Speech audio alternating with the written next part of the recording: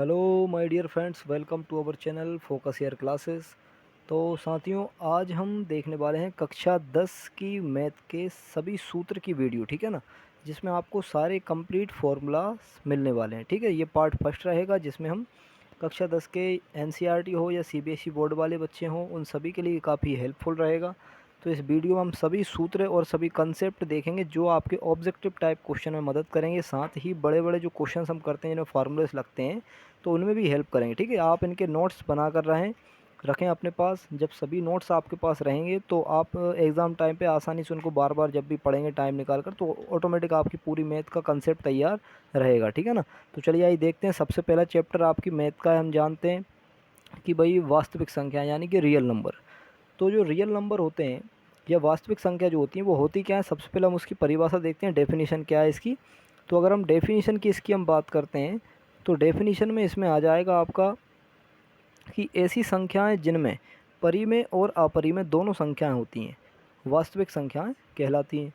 मतलब कि रैशनल और इरेशनल दोनों तरह के नंबर्स जिसमें इंक्लूड कर दिए जाते हैं, वो सब क्या बन जाती हैं, आपकी रियल नंबर या वास्तविक संख्याएं बन जाती हैं, ठीक है ना। तो अगर हम बात करें, देखिए यहाँ पे परिमेय संख्या की, तो परिमेय संख्या क्या है। तो परिमेय संख्या हम जानते हैं भाई, रैशनल नंबर जो होता है अपना, वो अंश बटे हर के रूप में होता है। किस रूप में होता है, अंश बटे हर के रूप में, ठीक है ना।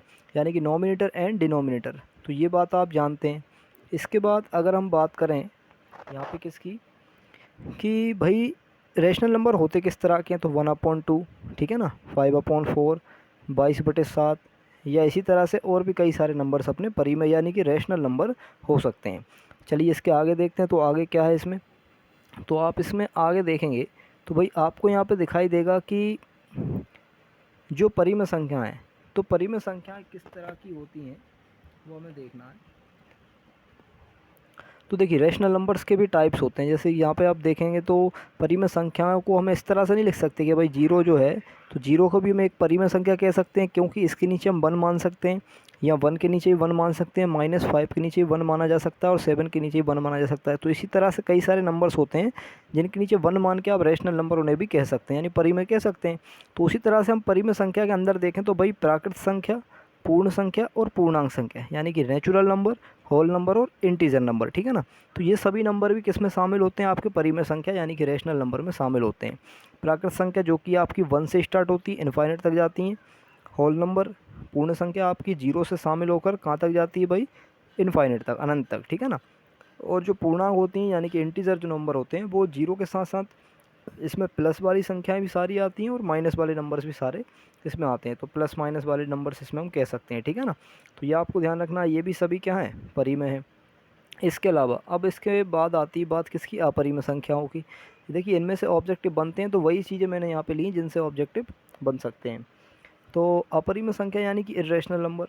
तो इरेशनल नंबर क्या होते हैं, जिन्हें हम P/Q की फॉर्म में नहीं लिख सकते, ठीक है ना। ऐसे नंबर जिन्हें अंश बटे हर के रूप में या नॉमिनेटर एंड डिनोमिनेटर के रूप में नहीं लिखा जा सकता है, ठीक है ना। तो उनको कहते हैं हम अपरिमेय या रेशनल। तो क्या क्या होते हैं इस, √2, √3, √5, √7, √11, 13, है ना, 17, 19, इस तरह के नंबर्स अगर रूट में आते हैं तो वो इरेशनल है या अपरिमेय है। साथ ही ये भी आप ध्यान रखिए, अगर किसी अपरिमेय संख्या के साथ कोई हम परिमेय संख्या जोड़ देते हैं, या इरेशनल के साथ कोई रैशनल नंबर का सम कर दें, यानी जोड़ दें या घटाना कर दें या इंटू कर दें, तो जो नंबर हमें मिलेगा वो भी क्या होगा, एक अपरिमेय संख्या ही होता है या इरेशनल होता है। ये बात आप ध्यान रखिएगा, ठीक है। चलिए आइए देख लेते हैं आगे क्या है इसमें। तो आपको इसमें जब आगे आप बढ़ेंगे तो कुछ और भी नंबर्स हो, तो आपको देखिए अब यहाँ पे कुछ और नंबर्स हैं, जैसे कि ये आपको दिखाई दे रहे हैं कि सम संख्याएँ, ठीक है। तो सम संख्या यानी कि आपकी इसमें जो है कौन से नंबर्स आ जाते हैं भाई, इसमें आ जाती हैं आपकी सम संख्या यानी कि इवन नंबर।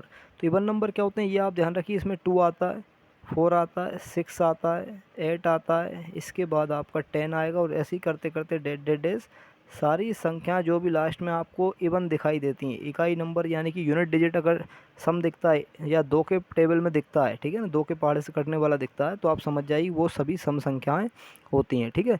अब विषम संख्या क्या है, ऑड नंबर क्या है, जो दो के पहाड़े में नहीं आती, जैसे कि भाई 2, 3, 5, 7, 9, 11, इसी तरह से आगे तक और हम बढ़ाएं तो भाई अगर ये लिख दिया मान लीजिए, तो इसमें इकाई पे एक आ गया जो कि दो के पहाड़े में नहीं आता, इसलिए ये संख्या पूरी क्या हो जाएगी, अपरिमेय, सॉरी, विषम संख्या हो जाएगी। तो इसी तरह से देखिए सम और ये विषम संख्या हुई, ठीक है ना। और आप इसमें अभाज्य संख्या को भी जान लीजिए। अभाज्य संख्या यानी कि प्राइम नंबर क्या होते हैं, तो ऐसे नंबर जो केवल स्वयं के टेबल में आते हैं या खुद के भी पहाड़े में आते हैं, ठीक है ना। तो जो खुद के पहाड़े में आते हैं जैसे कि भाई 2, 3, 5, 7, इसके बाद 11। अब आप कहेंगे 9 क्यों नहीं आया, तो 9 देखिए 9 तो 3 के पहाड़े में भी आ जाता है, इसलिए 9 को हम यहाँ पे शामिल नहीं करेंगे। इसमें क्या है 11 आएगा। 13 देखिए 13 की टेबल में आता है। 17, 19, इसी तरह से और देखें तो भाई 23, और आगे जाएँ तो 29। इसके बाद फिर इसमें क्या आ जाएगा, तो 29 के बाद देखिए तो इसमें 29, ये 29 के बाद हम देखें तो 31, फिर इसमें 37, और फिर इसके बाद 41, इसी तरह 47। तो कई सारे नंबर्स इसमें आ जाएंगे, ठीक है ना। तो ये अभाज्य संख्याएं। आप राइटिंग पे ध्यान मत दीजिएगा, क्योंकि राइटिंग थोड़ा सा भी इसमें डिस्टर्ब दिख सकती है आपको, ठीक है। आप तो अपने नोट्स बहुत अच्छे से बनाएं, राइटिंग पे ध्यान ना दें बिल्कुल। देखिए भाज्य संख्या की बात करें, कंपोजिट नंबर होता है भाज्य संख्या। तो कंपोजिट नंबर कैसे होते हैं, जो खुद की टेबल में भी आएंगे, साथ में किसी और की पहाड़े में भी आ सकते हैं, ठीक है। जैसे कि भैया आपको मान लीजिए 2, 3 तो अभाज्य था, यहाँ पे 4 से शामिल हो जाएगा कंपोजिट नंबर। 4, 6, 8, 9, 10, इसमें आपका 12 आ जाएगा, और इसके बाद इसमें आपका 15, ठीक है, 14 भी है। तो इस तरह से देखिए 16 डैश डैश डैश आप कई सारे नंबर से इसमें लिख सकते हैं, ठीक है। तो ये भी मैंने आपके काम की बात बता दी कि भाई ये भी आपको ध्यान रखना है। अब इसके बाद तो अब हमारे सामने है एलसीएम और एचसीएफ, ठीक है। तो ये टॉपिक भी आपके एग्ज़ाम में आना है, एलसीएम और एचसीएफ। तो इसमें क्या रहता है वो आप समझिए। सबसे पहले एलसीएम और एचसीएफ को पढ़ने से पहले हमें देखना पड़ेगा गुणनखंड क्या होते हैं, ठीक है, यानी फैक्टर क्या होते हैं, तो पहले से जान लीजिए। तो फैक्टर क्या होता है, किसी संख्या को विभाजित करने वाली सभी संख्याएं गुणनखंड कहलाती हैं, यानी कि फैक्टर कहलाती हैं। तो कोई नंबर है, मान लीजिए ये एक नंबर है, तो इसको जो जो डिवाइड कर सकते हैं, ठीक है, इसने डिवाइड किया, इसने भी किया, इसने भी किया, इसने भी किया, तो जितनी संख्याएं इसको डिवाइड कर सकती हैं या जिसके पहाड़े में ये आ सकता है ना, तो ऐसी संख्या जो बहुत सारी संख्याओं से डिवाइड हो सकती है, ठीक है, वो सभी क्या होंगे, उसके गुणनखंड कहलाएंगे या फैक्टर कहलाएंगे। जैसे कि देखिए यहाँ पे लिखा हुआ है 20 के गुणनखंड या 20 के फैक्टर की हम बात करें तो क्या होंगे, इसमें 1 देखिए 1 के टेबल में 20 आता है, 2 के पहाड़े में 20 आएगा, 4 के पहाड़े में 20 आएगा, 5 के पहाड़े में 20 आता है, 10 के पहाड़े में आता है और 20 के पहाड़े में भी आता है। इसका मतलब ये सभी क्या होगा, इसके गुणनखंड हो गए, ये बात ध्यान रखिए आप। ये सभी क्या होगा, इसके फैक्टर, ठीक है, ये सभी क्या होगा, इसके फैक्टर, या फिर हम इसको अपवर्तक भी कहते हैं। क्या होगा, ये अपवर्तक हो गए हैं, ठीक है। तो ये जैसा इसमें लिखा हुआ है आप वैसे ही सारे नोट्स बनाइएगा, ठीक है ना। देखिए इसके बाद बात आ रही किसकी, अभाज्य गुणनखंड यानी कि प्राइम फैक्टर की। तो प्राइम फैक्टर क्या होते हैं, इसमें केवल अभाज्य संख्या ही विभाजित करती हैं। मतलब जैसे कि 20 के अगर अभाज्य गुणनखंड की हम बात करें तो अभाज्य संख्या आएंगी बस इसमें केवल। तो 20 देखिए 2 के पहाड़े में आ जाएगा और 5 के पहाड़े में आ जाएगा, ठीक है। अब हमने ये 2 और 5 ही क्यों लिखे, क्योंकि ये दोनों ही संख्या हैं जो अभाज्य हैं या प्राइम नंबर हैं, ठीक है। तो प्राइम फैक्टर होगा ये इसके, ठीक। तो इस तरह से ये हमें देखना है। चलिए इसके आगे देखते हैं। तो इसके बाद है गुणज। गुणज मतलब मल्टीपल, ठीक है। तो मल्टीपल क्या होता है या गुणज क्या होता है वो आप समझिए। तो किसी एक संख्या से विभाजित होने वाली सभी संख्याएं उस संख्या के गुणज कहलाते हैं, ठीक है ना। या दूसरे शब्दों में हम कहें तो किसी संख्या के पहाड़े में आने वाली सभी संख्याएं गुणज होती हैं। यानी कि कोई एक नंबर है, अगर उसकी देखिए उसकी टेबल में जो भी नंबर आ रहे हैं वो सभी क्या कहलाते हैं, गुणज कहलाते हैं, ठीक है। जैसे 4 के गुणज की हम बात करें या इसके मल्टीपल देखें हम 4 के, तो क्या हो जाएंगे, तो भाई 4 की टेबल में देखिए 4 भी आ रहा है, 8 भी आएगा। 4 का पूरा पहाड़ा लिखना है यहाँ पे आप। 4 तिये 12, 4 चौको 16, 4 पंजे 20, इसी तरह से आगे 200, ठीक है, 2000, 4000 या कुछ भी 4000, 444, इस तरह के कोई भी नंबर्स जो 4 से पहाड़े में आ रहे हैं या 4 से कट सकते हैं, इसका मतलब वो सभी 4 के क्या हैं, गुणज हैं या मल्टीपल हैं, ठीक है ना। तो 4 के मल्टीपल क्या हो जाएंगे, जो 4 की टेबल में आएंगे। तो इसी तरह से आप समझ गए कि मल्टीपल या गुणज का मतलब होता है किसी भी नंबर्स के जो भी गुणज हो सकते हैं, मल्टीपल हो सकते हैं, जिन्हें हम जिन संख्याओं को डिवाइड कर सकते हैं किसी नंबर से, ठीक है ना। तो वो सारे नंबर्स क्या होंगे, आपके गुणज या मल्टीपल कहलाते हैं, ठीक है। तो ये बात आप ध्यान रखना। अगर मान लीजिए इसमें हम 5 के लिखें गुणज, तो 5 के क्या हो सकते हैं, 5, 10, 15, इस तरह से ये गुणज बढ़ते चले जाएंगे, ये बहुत सारे मल्टीपल हो सकते हैं, ठीक है। तो ये बात आप समझ में आ गई कि ये गुणज होते हैं। ये आप डेफिनेशन ऐसी ही आप लिख सकते हैं इसको भी समझने के लिए, ठीक है ना। चलिए इसके बाद देखिए हम आगे इसमें देखते हैं आगे क्या। तो देखिए अब हम बात करने वाले हैं एचसीएफ की, ठीक है। अब जाकर के हमारा एचसीएफ टॉपिक आएगा। तो एचसीएफ यानी कि हाईएस्ट कॉमन फैक्टर, या हिंदी में कहें तो महत्तम समापवर्तक। अब ये चीज़ क्या होती है, ठीक है। तो देखिए यहाँ पे महत्तम यानी कि हाईएस्ट का मतलब हम जाने तो ये होता है सबसे बड़ा, हाईएस्ट मतलब सबसे बड़ा, ठीक। और अब समापवर्तक, समापवर्तक का मतलब होता है यहाँ पे समान अपवर्तक, या अपवर्तक को ही हम गुणनखंड कहते हैं, तो समान गुणनखंड, ठीक है। तो सबसे बड़ा समान गुणनखंड आपको चाहिए, सबसे बड़ा समान अपवर्तक, ठीक है, या ओवेनिस्ट या फिर कॉमन फैक्टर। समापवर्तक मतलब कॉमन फैक्टर। तो हाईएस्ट कॉमन फैक्टर का मतलब यही है कि आपको सबसे बड़ा यहाँ पे फैक्टर चाहिए, ठीक है, वो भी कॉमन। तो अब इसकी परिभाषा देखें तो हम एचसीएफ की तो क्या कह सकते हैं इसको हम, वह सबसे बड़ी संख्या जो दी गई संख्याओं को विभाजित करती है। यानी कि ऐसी सबसे बड़ी संख्या होना चाहिए आपके पास जो आपके संख्या दी गई हैं उन दोनों को भी विभाजित कर रही है, जितनी भी संख्या उन सभी को क्या करे, डिवाइड करे। जैसे कि देखिए यहाँ पे 15 और 20 दिया है, इन दोनों को काटने वाली सबसे बड़ी संख्या कौन है भाई, 5 हो सकती है, 5, ठीक है ना। तो इसलिए ये 5 जो है ये क्या बन जाएगा, एचसीएफ बन जाएगा। ऐसी देखिए 16 और 24 को विभाजित करने वाली सबसे बड़ी संख्या आप कहीं सर 2 2 से भी कट सकती है, 4 4 से भी कट सकती है, लेकिन सबसे बड़ा नंबर तो 8 ही है, क्योंकि इससे बड़ा नंबर 16 और 24 को काटने वाला कोई सा नहीं है। तो 8 यहाँ पे इसका क्या बनेगा, एचसीएफ, क्योंकि यही है जो सबसे बड़ी संख्या है जो इन दोनों को काट सकती है, दोनों को डिवाइड कर सकती है, ठीक है ना। तो इस तरह से देखिए ये महत्तम समापवर्तक की हम परिभाषा लिख सकते हैं। अब इसके बाद और थोड़ा सा इसको हम थोड़ा समझते हैं। तो अगर हम देखिए इस स्टेप को देखते हैं, आप इस एग्जाम्पल को अगर हम समझें तो इसको आप देखिए ज़रा। तो 20 के गुणनखंड, अगर हम 20 के गुणनखंड लिखते हैं या अपवर्तक लिखते हैं या फिर इसी को हम फैक्टर कहते हैं, तो 20 के फैक्टर क्या क्या होते हैं। तो आप कहेंगे सर 20 के फैक्टर होते हैं एक, यानी 20 के गुणनखंड मतलब 20 किसके पहाड़े में आ रहा है, 1 में आ रहा है, 2 में आ रहा है, 4 में आ रहा है, 5 में आ रहा है, 10 में आ रहा है और 20 में आ रहा है। तो इस पहाड़े में ये आ रहा है, ठीक है ना, 20। इसके बाद अगर हम 30 के गुणनखंड देखते हैं तो 30 के गुणनखंड यानी फैक्टर क्या होंगे भाई, 1 के पहाड़े में भी आएगा, 2 में भी आएगा, 3 में भी आएगा, इसके बाद 5 में आएगा, फिर 6 में आ जाएगा, फिर इसके बाद हम देखें तो 10 में आएगा, और फिर इसके बाद 15 में आएगा, और फिर पूरा 30 में आएगा। देखिए इस तरह से इन सभी में टेबल में आ रहा है, ठीक है ना। अब 20 और 30 के गुणनखंड लिखने के बाद परिभाषा ये थी कि आपको देखना है इसका, इसकी अगर हम डेफिनेशन देखें इसकी एचसीएफ की, तो इसका मतलब ये होता है कि भाई इसमें आपको समान अपवर्तक चाहिए, ठीक है। तो इनका समान गुणनखंड आप देखिए, इसमें समान गुणनखंड, ठीक। तो समान समान गुणनखंड कौन से हो रहे हैं वो आपको इसमें देखना है। तो आप कहेंगे सर इसमें समान गुणनखंड में देखें तो आप भाई इसमें 2 भी है देखिए, ठीक है, 2 भी है, लेकिन आपको इसमें देखना है सबसे बड़ा, भाई हाईएस्ट कॉमन फैक्टर देखना है आपको, हाईएस्ट मतलब सबसे बड़ा, तो सबसे बड़ा समान अपवर्तक। तो देखिए 2 2 है, 5 5 भी है और 10 10 भी है। तो सबसे बड़ा कौन दिखाई देगा आपको यहाँ पे, 10। सबसे बड़ा 10 है जो दोनों के ही गुणनखंडों में या दोनों के ही फैक्टर में आपको दिखाई दे रहा है। तो सबसे बड़ा 10 है, मतलब कि यही है महत्तम समापवर्तक। तो सबसे बड़ा अपवर्तक या हाईएस्ट कॉमन फैक्टर कौन मिला इसमें, 10 मिला आपको। जब 10 मिल गया इसका मतलब यही आपका एचसीएफ बन गया या महत्तम समापवर्तक बन गया, ठीक है ना। तो 10 वह संख्या है जो दोनों ही 20 और 30 को क्या करेगी, विभाजित कर सकती है। तो यही सबसे बड़ा गुणनखंड है और यही सबसे बड़ा नंबर है जो इन दोनों को डिवाइड कर सकता है, इसलिए ये क्या है, इसका एचसीएफ है, ठीक है ना। तो ये इसका क्या बन गया, एचसीएफ बन गया है, ठीक है। चलिए आइए देख लेते हैं इसके बाद क्या है आगे। तो देखिए अब हम देखेंगे एलसीएम, ठीक है। तो एलसीएम को कहते हैं इंग्लिश में क्या, lowest common factor, sorry lowest common multiple. क्या है ये, लोएस्ट कॉमन मल्टीपल। तो हिंदी में कहें तो लघुत्तम समापवर्त कह सकते हैं। अब इनका अगर अर्थ जाने हम तो लघुत्तम का अर्थ होता है या मीन होता है इसका सबसे छोटा, ठीक है, सबसे छोटा मतलब कि लोएस्ट की बात चल रही है, अब सबसे छोटा मतलब लोएस्ट। इसके बाद समापवर्त, ये देखिए अब इसमें अंतर समझिए आप, ये समापवर्त है, क्या है ये, समापवर्त है, ठीक है ना। तो इसका मतलब होता है समान अपवर्त, समान अपवर्त कहते हैं इसको, या इसको हम गुणज भी कह सकते हैं, समान गुणज या फिर मल्टीपल, ठीक है। तो आपको इक्वल या कॉमन मल्टीपल यहाँ पे चाहिए होता है, इसको हम कॉमन मल्टीपल कहेंगे, ठीक है, कॉमन मल्टीपल या समान अपवर्त।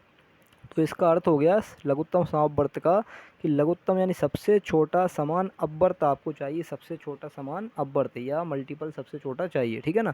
परिभाषा देखें तो लघुत्तम समापवर्त की क्या बन जाएगी, तो वह सबसे छोटी संख्या जो दी गई संख्याओं से विभाजित हो सके। मतलब अब ये एचसीएफ का उल्टा रहता है इसमें, ठीक है ना। तो भाई एचसीएफ में ये सिस्टम था कि इन दोनों को भाग देने वाली संख्या कौन सी है, तो इन दोनों को भाग देने वाली संख्या अगर आप देखेंगे तो भाई आप कहेंगे सर 3 ये दोनों में भाग दे सकता है, तो ये तो एचसीएफ है इसका, ये क्या है एचसीएफ। लेकिन एलसीएम क्या होता है, तो एलसीएम वह होता है जिसमें ये दोनों ही भाग देते हैं, यानी 12 और 13 से सॉरी 12 और 15 से किस में भाग लग जाएगा। आप कहेंगे सर 12 पंजे 60 होते हैं और 15 चौको भी 60 होते हैं, मतलब 60। तो 60 एक ऐसी संख्या है जो सबसे छोटी संख्या है और 12 और 15 से भी ये कट जाएगी। ठीक है, अब 60 से छोटी कोई संख्या नहीं है जो 12-15 से कट सकती है। ठीक है, तो 12-15 दोनों से कटने वाली 60 है, इसलिए इसको कहते हैं हम क्या, एलसीएम। ये क्या होगा, इसका एलसीएम होगा या लोएस्ट कॉमन मल्टीपल होगा, जो 12 के मल्टीपल में भी आएगा 60 और 15 के मल्टीपल में भी आएगा। ऐसे देखिए 60 के अगर हम मल्टीपल में देखें तो 20 भी आएगा, यानी गुणज में 20 भी आएगा, और 20 के गुणज में भी 20 आएगा। 10 के पहाड़ में 20 आ रहा है, 20 के पहाड़ में 20 आ रहा है, मतलब ये भी इसका एलसीएम हो जाएगा। ठीक है, तो इस तरह से देखिए ये समान अपवर्त देखना पड़ते हैं इसमें, सबसे छोटे समान अपवर्त। ठीक, तो इसकी मेन चीज़ें आप समझिए कि जो मैं आपको बता रहा हूँ कि 10 के और 20 के पहाड़े में आने वाला 20 हो गया, इसलिए ये एलसीएम है। लेकिन अगर हम देखते हैं कि 10 और 20 किसके पहाड़े मारा है, तो आप कहते सर 10 के पहाड़े मारा है दोनों, तो ये एचसीएफ है। तो ये अंतर आप समझिए, ठीक है ना। देखिए अब इसके बाद हम एक इस एग्जाम्पल को आप देखिए, तो इस एग्जाम्पल में आप देखेंगे, देखिए 15 के अपवर्त यहाँ पे लिखना है। तो 15 के अपवर्त क्या होंगे, यानी गुणज या मल्टीपल क्या होंगे, तो आप कहीं से 15 का पहाड़ा लिखना है। देखिए 15 का पहाड़ा, 15 एकम 15, 15 दूनी 30 होता है, 15 तिया 45 होता है, 15 चौको 60 होता है। ऐसे और भी देखेंगे तो 15 पंजे 75 हो जाएगा, डैश डैश डैश बहुत सारा हो सकता है, गुणज तो कई सारे हो सकते हैं। ठीक है ना। ऐसे ही अगर हम 20 के अपवर्त देखते हैं या 20 के मल्टीपल देखें, तो 20 के मल्टीपल होंगे भाई 20 का पहाड़ा 20 एकम 20, 20 दूनी 40, 20 तिया 60, 20 चौको 80, इस तरह से ये भी बढ़ता हुआ चला जाएगा। और चलिए थोड़ा और आगे बढ़ाएं, अगर 75 बार देखें इसमें तो ये 90 आता, फिर 105 आता, और फिर 120 आता। ठीक है, ऐसे ही अगर इस पहाड़े को बढ़ाएं हम आगे तो ये 100 आएगा, फिर आगे जाके 120। ठीक है, देखिए अब इसमें आप ये बात समझिए कि 15 के अपवर्त और 20 के अपवर्त, हमें 15 और 20 का लेना है मान लीजिए एलसीएम। तो एलसीएम करने के लिए इन दोनों का आपको देखना पड़ेगा सबसे छोटा समान अपवर्त, क्योंकि डेफिनेशन क्या होती है, लोएस्ट कॉमन फैक्टर देखना है आपको, है ना। एलसीएम मतलब होता है lowest common factor, lowest common multiple, मतलब सबसे छोटा समान अपवर्त देखना है आपको। सबसे छोटा देखिए, समान समान तो देखिए 120 भी मिल रहा है, लेकिन ये सबसे छोटा है क्या, नहीं है, क्योंकि इससे छोटा तो आपको 60 भी यहाँ पे देखने को मिल जाएगा, जो दोनों में समान है। 60 से छोटा देखिए दोनों में कोई भी चीज़ ऐसी कॉमन नहीं मिल रही है, मतलब कि सबसे छोटा समान अपवर्त या लोएस्ट कॉमन मल्टीपल केवल आपको 60 ही दिखेगा। और इसको हम कहेंगे फिर क्या, एलसीएम या लोएस्ट कॉमन मल्टीपल या लघुत्तम समापवर्त इसको हम कहेंगे। ठीक है, तो आप यहाँ पे समझ पा रहे हैं कि भाई 15 के पहाड़े और 20 के पहाड़े में ये 60 आ जाएगा, इसलिए ये इसका सबसे छोटा नंबर हो गया या एलसीएम हो गया। ठीक है ना, तो उम्मीद करते हैं ये चीज़ आपको समझ में आ रही होंगी। चलिए थोड़ा सा आगे बढ़ते हैं।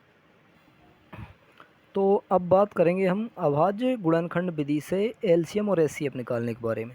तो अभाज्य गुणनखंड विधि यानी कि भाई इसको हम कहेंगे प्राइम फैक्टराइजेशन मेथड। कौन सी मेथड है ये, प्राइम फैक्टराइजेशन मेथड। ठीक है ना, तो प्राइम फैक्टर मेथड भी कह सकते हैं आप इसको। तो इस तरह से हम कैसे एलसीएम और एचसीएफ निकालते हैं वो आप समझिए। तो एचसीएफ, तो एचसीएफ कैसे निकलेगा भाई, जिन नंबर को आपको दिया गया है उन नंबर्स के पहले आप फैक्टर करेंगे, और उन फैक्टर्स में देखेंगे ओवेनिष्ट अभाज्य गुणनखंडों की सबसे छोटी घातों का गुणनफल।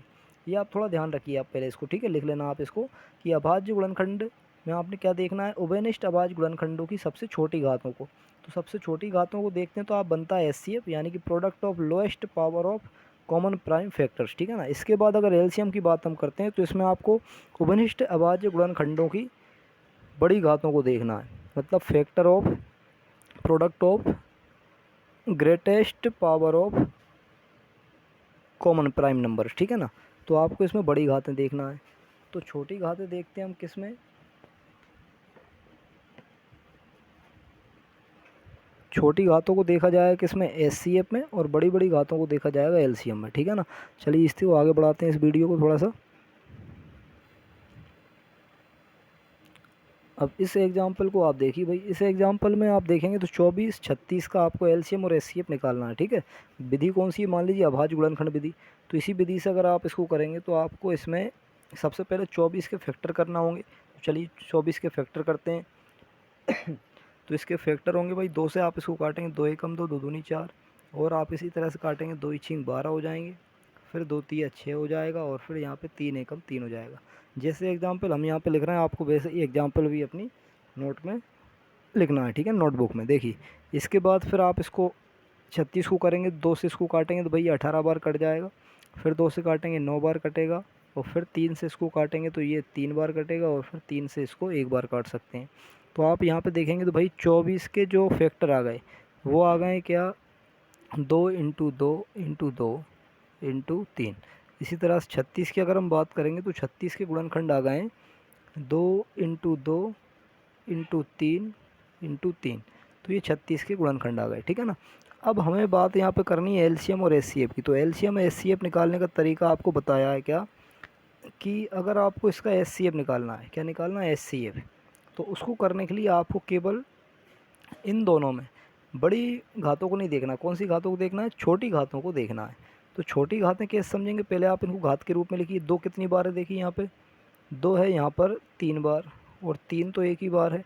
चलिए इसके बाद यहाँ देखें तो 2 कितनी बार दिखाई दे रहा है आपको, 2 बार, और 3 कितनी बार है, 2 बार, तो 3 की घात भी 2 बन जाएगी। तो अब आप इसमें एचसीएफ का मतलब ये होता है कि आप उभयनिष्ठ गुणनखंड की छोटी छोटी घातों को देखेंगे। तो उभयनिष्ठ गुणनखंड मतलब जो एक जैसे गुणनखंड दिख रहे हैं, तो 2 देखिए यहाँ पे एक जैसा है दोनों तरफ, लेकिन ये छोटी घातों को देखना है। तो इसमें आप देखेंगे 2 की घात 2, एक तो ये आएगा, इनटू फिर 3 में अगर हम देखें तो सबसे छोटी घात क्या है, 3 की घात 1, मतलब ये 3 की घात 1 आ जाएगा। तो छोटी घातों को आपको इसमें देखना है। तो इस तरह से हम देखें तो भाई 2 की घात 2 को हम कहते हैं 4, और 3 की घात 1 को 1 ही कहते हैं, ठीक है, 3 अकेला। तो इसलिए 4 तिया 12, तो 4 तिया 12 क्या हो जाएगा इसका एचसीएफ। अगर हम एलसीएम की बात करते हैं तो एलसीएम में आपको बड़ी घातें लेना है, उभयनिष्ठ गुणनखंड की बड़ी घातें, ठीक है। तो बड़ी घातें यहाँ पे क्या है, देखिए 2 की घात 3 हो जाएगी सबसे बड़ी, और 3 की घात 2 हो जाएगी। तो 2 की घात 3 मतलब होता है भाई यहाँ पे 8, और 3 की घात 2 होता है यहाँ पे 9। तो इसका मतलब 9 अट्ठे 72, तो 72 इसका एलसीएम हो जाएगा। तो अभाज्य गुणनखंड विधि या प्राइम फैक्टर मेथड से इस तरह से आप एलसीएम एचसीएफ आसानी से निकाल सकते हैं। चलिए इसको आगे बढ़ाते हैं। इसके बाद जो आगे बात आप करेंगे, अब आपको यहाँ पे एक ये काफ़ी इंपॉर्टेंट सूत्र है, तो इसको भी ध्यान रखना है, जिससे कि एलसीएम और एचसीएफ की जांच हो सकती है। तो ये फॉर्मूला है कि भाई दो संख्याओं का गुणनफल अगर आप करेंगे तो वो बराबर आता है एलसीएम और एचसीएफ के गुणा के, ठीक है ना। या इंग्लिश में कहें तो product of two numbers equal होता है हमेशा एलसीएम और एचसीएफ के इनटू के, ठीक है ना। इसके अलावा ये एक एक्स्ट्रा में एक फार्मूला है जो कि पहले बुक में हुआ करता था, अब थोड़ा सा सिलेबस में से हटा दिया है, लेकिन आप इसको भी याद रखिए, यूक्लिड विभाजन एल्गोरिथम। यह एक प्रमेयिका होती है यूक्लिड विभाजन की, ठीक है ना, जो एचसीएफ निकालने के लिए काम में आती है। तो आपको ध्यान रखना है, इसमें होता है भाज्य बराबर भाजक इंटू भागफल प्लस शेषफल। और अगर हम इसको इंग्लिश में देखें तो इंग्लिश में आप इसको कहते हैं भाई dividend is equal to divisor into quotient plus remainder, ठीक है ना। तो इस तरह से ये जो है क्या है, इसका फॉर्मूला, ये आपको ध्यान रखना है, ठीक है ना। तो ये यूक्लिड विभाजन का फॉर्मूला हो गया है। थोड़ा और आगे बढ़ते हैं। तो अब हम देखने वाले हैं कुछ आईएमपी पॉइंट्स जो कि ऑब्जेक्टिव में डायरेक्ट आपके सामने देखने को मिल सकते हैं, ठीक है ना। तो सबसे पहला पॉइंट इसमें देखिए, पूर्णांक m के लिए समपूर्णांक, मतलब कि आपसे अगर पूछा जाए कि एवन इंटीजर बताइए, क्या बताइए, एवन इंटीजर या समपूर्णांक बताइए, तो समपूर्णांक का जो रूप होता है किसी m के लिए, मान लीजिए m कोई संख्या है जिन्हें हम m कह रहे हैं, तो इनका समपूर्णांक क्या बनता है हमेशा 2m। अब 2m क्यों बनता है, आपको पता है 2 है इनटू, इसमें अगर हम m की जगह आप मान लीजिए 1 रखते हैं तो ये क्या हो जाएगा, 2 एकम 2। अगर हम इसमें 2 रखते हैं, 2 दूनी 4, इसी तरह से 3 रखेंगे, 2 तिया 6, तो मतलब पूरे समपूर्णांक बनेंगे, यानी कि 1 इंटीजर बन जाएंगे, ठीक है ना। ऐसे ही अगर मान लीजिए हम इसमें हम देखें तो भाई विषम पूर्णांक की बात करते हैं। विषम पूर्णांक मतलब ऑड इंटीजर की हम बात करते हैं, किसकी, ऑड इंटीजर। तो ऑड इंटीजर का फॉर्म क्या बनता है हमेशा 2m प्लस 1, क्या बनता है, 2m प्लस 1 बनता है, ये आपको ध्यान रखना है, ठीक है ना। अब इसके बाद कुछ छोटे छोटे पॉइंट्स हो रहे हैं, जैसे कि प्रत्येक प्राकृत संख्या पूर्ण संख्या होती है, मतलब each natural numbers is whole number, ठीक है। तो ये बात आपको ध्यान रखनी है। कैसे समझेंगे इसको, कि भाई 1 से शुरू हो जाती हैं आपकी कौन सी नंबर्स, नेचुरल नंबर, ठीक है, ये नेचुरल नंबर हैं या प्राकृत संख्या है। और जो होल नंबर होते हैं 0 से स्टार्ट होती हैं कहाँ तक, इन्फिनिटी तक। तो इसका मतलब होता है कि भाई अगर जब नेचुरल नंबर पूरी 1 से शुरू होती हैं और 0 से शुरू होती हैं पूर्ण संख्याएं, तो इन 0 के अंदर से आप देखेंगे तो 1 से शुरुआत हो रही नहीं हो रही, मतलब पूरी पूरी प्राकृत संख्या इस प्राकृत या पूर्ण संख्या के अंदर आ रही हैं, ठीक है। इसलिए हम कह रहे हैं कि प्रत्येक प्राकृत संख्या पूर्ण संख्या हो सकती है, यानी कि every natural number is whole number, ठीक है ना। तो यह बात आप ध्यान रखिए। इसके बाद प्रत्येक पूर्ण संख्या पूर्णांक संख्या भी हो सकती है, क्योंकि पूर्णांक मतलब इंटीजर, इंटीजर में माइनस वाले नंबर प्लस वाले नंबर सारे आते हैं, और पूर्ण संख्याएं जो होती हैं वो सभी क्या होती हैं, इंटीजर नंबर होते हैं, ठीक है ना। इसलिए इसमें पूरी पूर्ण संख्या आ रही, तो ये सारी पूर्ण संख्याएं भी इसमें आ जाएंगी, ठीक है ना। चलिए इसके बाद देखिए हम दो परिमेय संख्या का योगफल और गुणनफल हमेशा परिमेय होता है, मतलब कि अगर दो नेचुरल नंबर यानी दो रैशनल नंबर को ली जाए तो दो रैशनल नंबर का सम करें आप, ठीक है, ये होता है सम।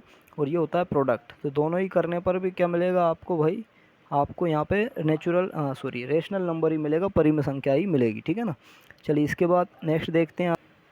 तो इसके बाद आपका ये 6 पॉइंट देखेंगे तो आप एक परिमेय और एक अपरिमेय संख्या का योग, अंतर, गुणनफल भी एक क्या होता है, अपरिमेय संख्या। मतलब एक रेशनल नंबर है और एक इरेशनल नंबर है, ठीक है। तो एक रेशनल और एक इरेशनल का अगर हम योग करते हैं या सम करते हैं, क्या करते हैं, सम, है ना। अंतर मतलब कि डिफरेंस करते हैं उसका, सब्ट्रैक्शन करते हैं, या प्रोडक्ट करते हैं मतलब गुणनफल करते हैं, तो भी हमेशा आपको अपरिमेय यानी कि इरेशनल नंबर ही देखने को मिलेगा। क्या मिलेगा आपको, इरेशनल ही नंबर मिलेगा, ठीक है।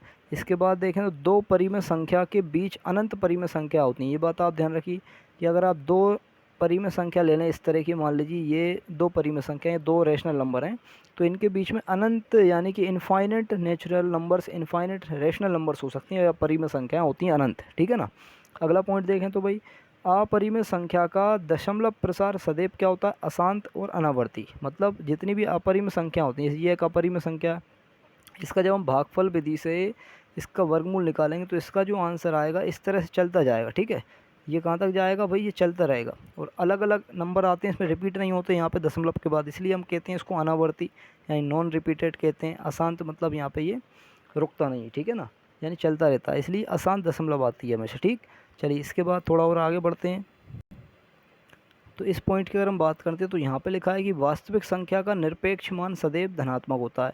यानी वास्तविक संख्या का कोई अगर हम मान निकालते हैं निरपेक्ष मान, तो वह हमेशा क्या होता है, धनात्मक या पॉजिटिव। निरपेक्ष मतलब एब्सोल्यूट वैल्यू हमेशा इसकी क्या होती है, तो एब्सोल्यूट वैल्यू इसकी हमेशा क्या होती है, पॉजिटिव होती है। ये बात आपको ध्यान रखनी है।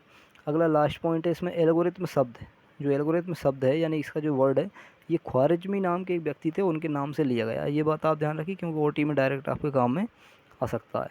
तो आज के लिए इतना ही। पार्ट 1 में हमने केवल फर्स्ट चैप्टर के ऑब्जेक्टिव टाइप क्वेश्चंस या इसके फार्मूले और साथ में कुछ कॉन्सेप्ट देखे हैं जो आपके काम के हैं, पेपर में काम में आएंगे। तो आप इनके नोट्स बनाइए, सारे कंप्लीट नोट्स आपको फार्मूले के बनाना है, ठीक है। उम्मीद करते हैं वीडियो आपको पसंद आई होगी। लाइक शेयर एंड सब्सक्राइब ज़रूर करिए। बहुत बहुत धन्यवाद। जय हिंद।